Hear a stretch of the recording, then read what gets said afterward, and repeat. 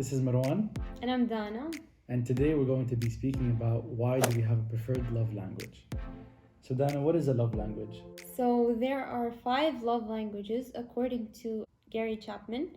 He wrote a book about this, and there's a website that's really informative about it, and there's even a test so that you can find your love language. The way it works is that you usually have like a dominating love language or one or two maybe, and you have like a ranking of which is the most love language that you have with the least one. And it's just all about how you prefer to receive love. Not giving, yeah. Yes, from your loved ones, not only a partner Yeah. in a relationship, but your friends, your colleagues, Siblings. parents, family. And this changes over time because clearly, when someone goes through experiences in life, you change, and that's reflected in the way you receive love. The things you've been through shape you now. So, that is something that is always changing in your life. So, let's set out these love languages.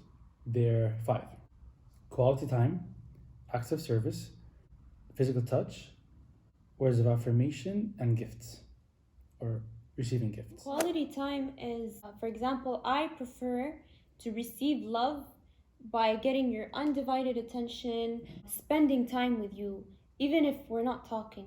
Like maybe we're just sitting together and I know that you're here to sit with me, for example. That's true. So companionship almost. Yeah. Just being with someone in the same vicinity, same room, same enclosed space. Acts of service. So that would mean when in a setting of a couple, let's say, or a married couple, Dana would prefer that I would fold the laundry, for example.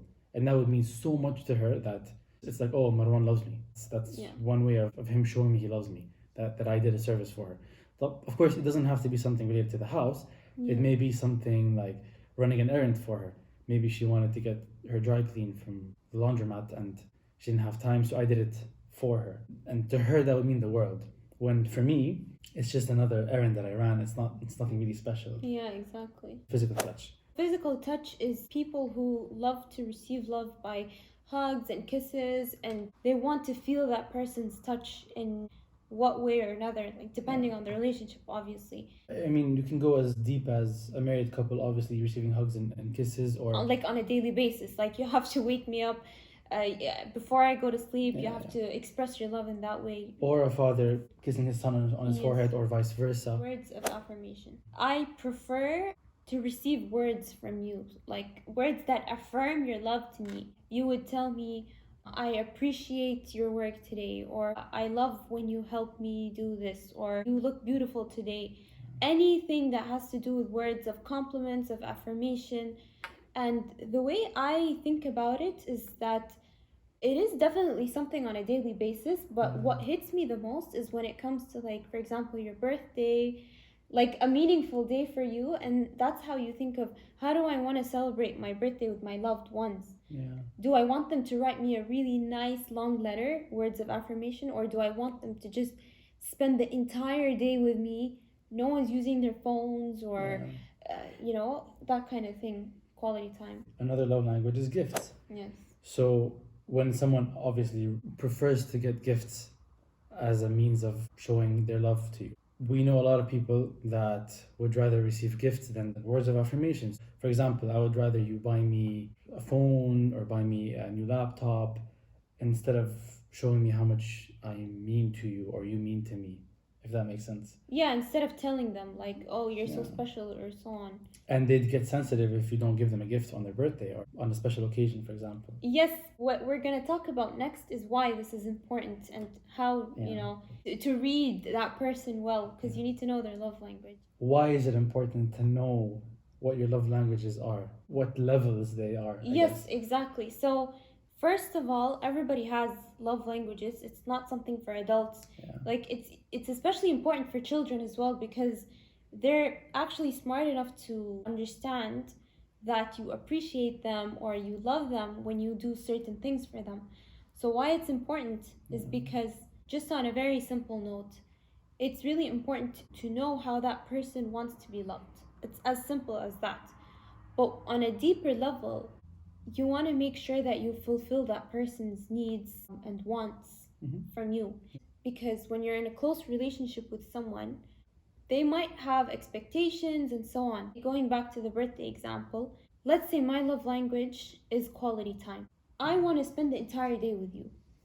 So if you take a day off of work and you tell me, look, it's your birthday, you even treat me to experiences that I will never experience on a normal day, and you tell me this is your gift instead of me gifting you like jewelry or earrings or something like that would mean the world to me. But let's say you didn't think of it that way. You finish work at 7 p.m.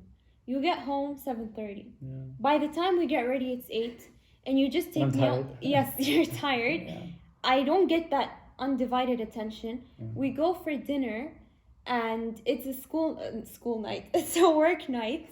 You have work the next day, and you don't want to stay up late. I'm switched off. Yeah, of course. Exactly. So then I feel like, okay, honestly, my birthday dinner could have been any dinner. You know what I mean? And you get me earrings, and I'm like, I would have preferred to spend the 12 hours with you. It's the way someone would prefer to receive love.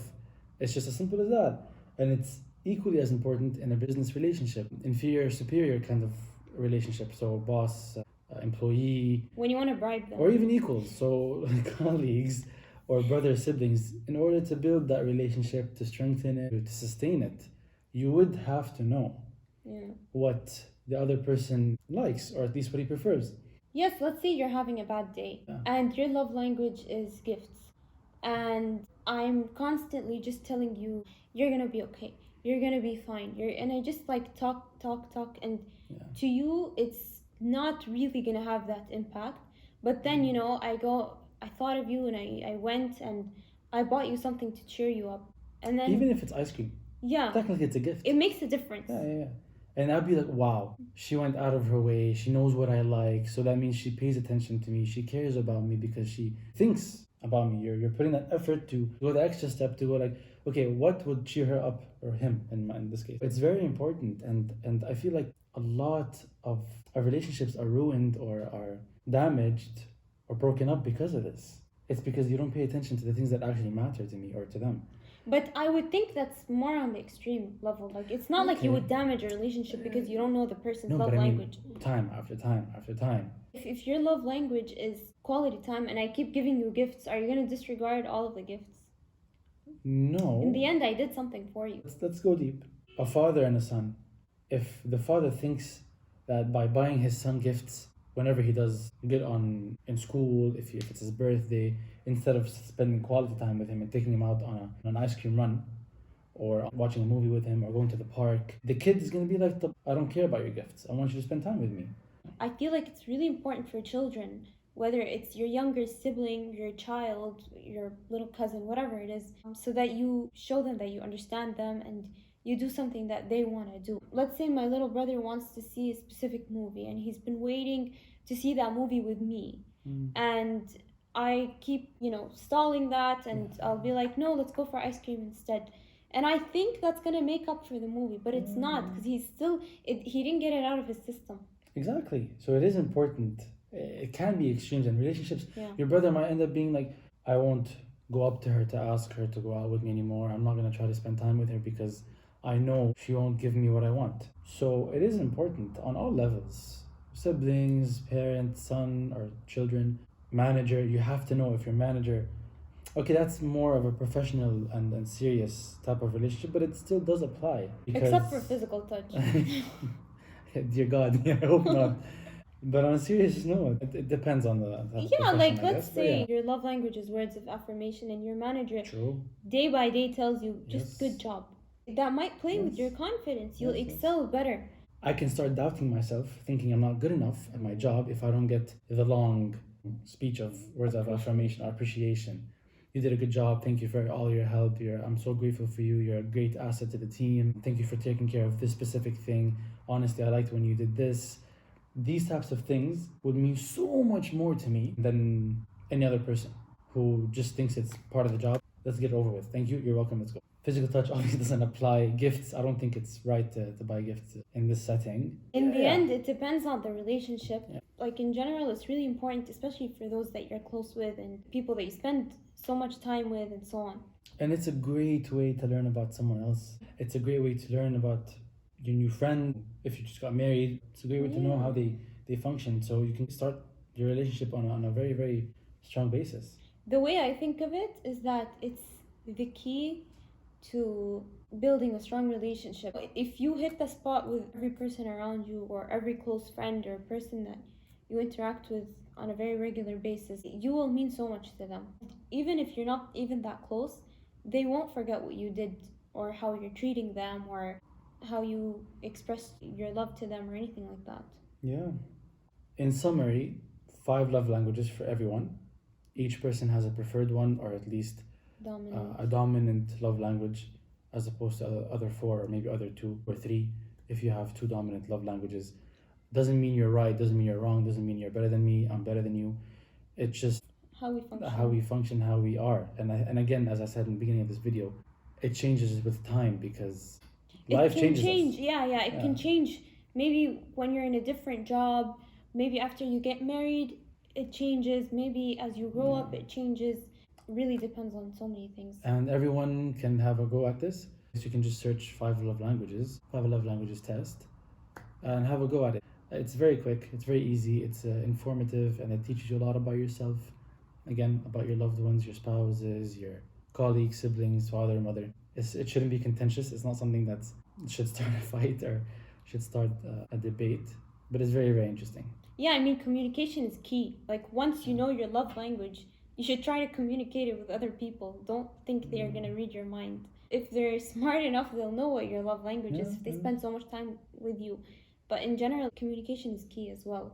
Do you think you can tell what someone's preferred love language is without them knowing that about Their themselves? own? Yeah. So, for example, there's always that one person in your life that always gets you gifts.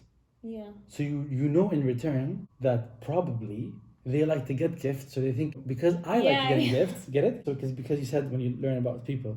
So you have to keep an eye out sometimes. That's why sometimes on people's birthdays, I know that, like, for example, if a sibling or a friend would prefer an experience, I gift them like a massage voucher, or like a specific gift card, or a voucher. Let us know what your preferred love language is.